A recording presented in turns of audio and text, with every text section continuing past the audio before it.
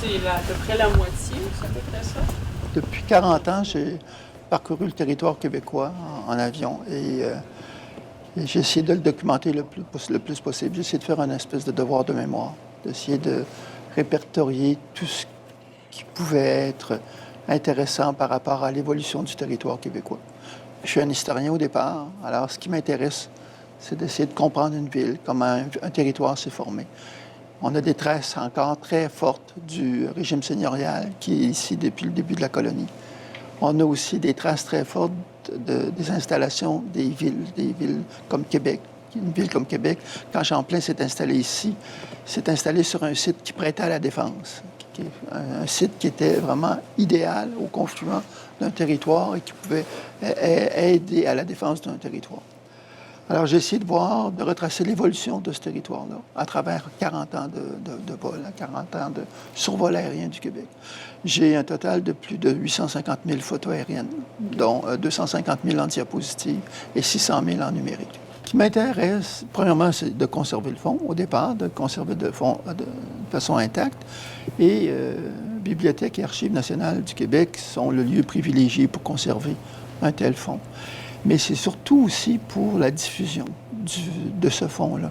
Écoutez, je me plais à penser que dans 50 ans, 100 ans, il y a des gens qui vont venir consulter ce fonds-là, puis qui vont dire, bien, ce Laoud-là, il y avait donc raison de faire le tour du Québec. Il y avait donc raison de survoler le Québec. Il y avait donc raison de regarder comment évolue un territoire. Mm-hmm.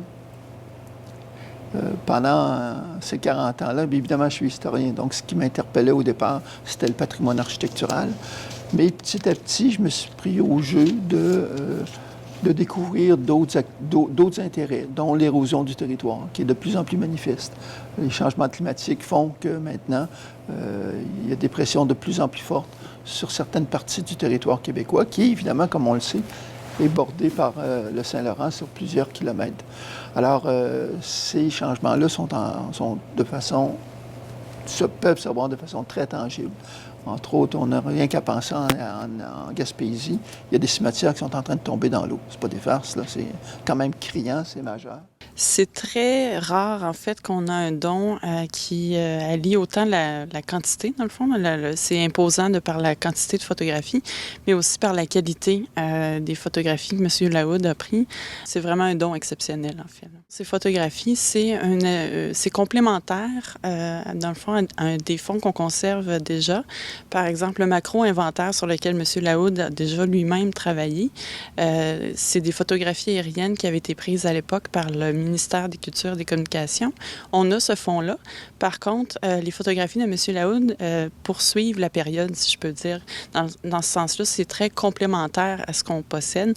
Ça fait une très belle suite, même si l'objectif est un peu différent. N'empêche que c'est des photographies aériennes qui permettent une comparaison du territoire sur une très longue période.